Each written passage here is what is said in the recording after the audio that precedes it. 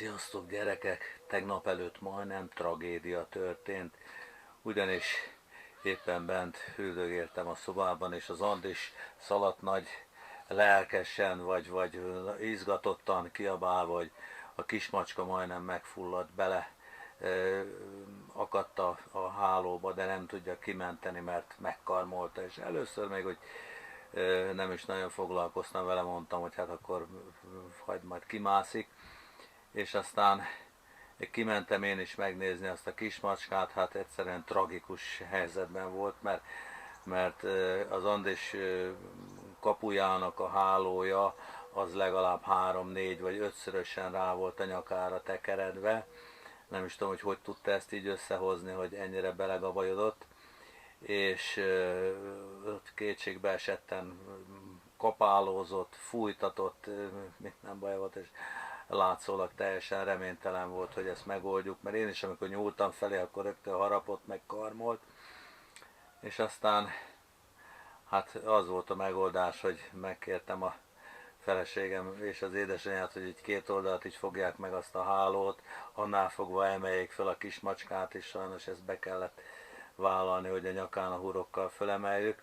Aztán így a hátánál megfogtam, hogy ne tudjam megkarmolni, és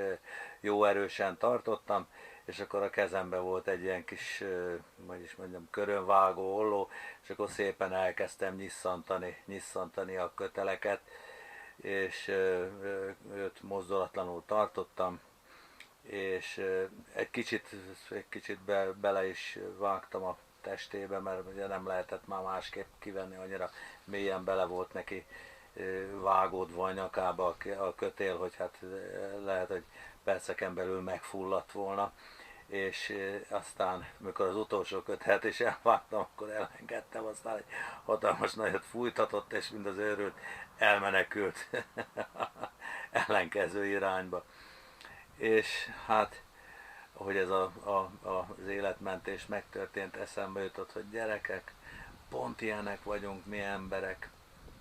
belegabajodunk a hálóba, a saját homályos gondolkodásunk és a szellemünknek a hálójába, fuldoklunk tőle, és amikor a Jóisten keze megszorít, és megszorításokkal próbál minket kimenteni,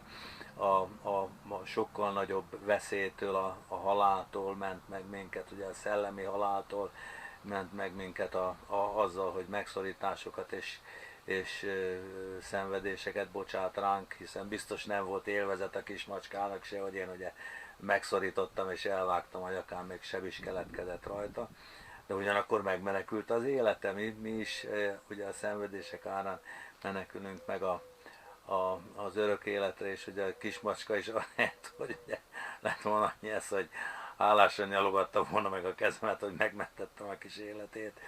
Mi is olyanok vagyunk, hogy még a szenvedés van, akkor még a Jóistenre is olykor hát haragszunk, vagy elmenekülünk tőle, pedig épp az ellenkezőjét kéne csinálni.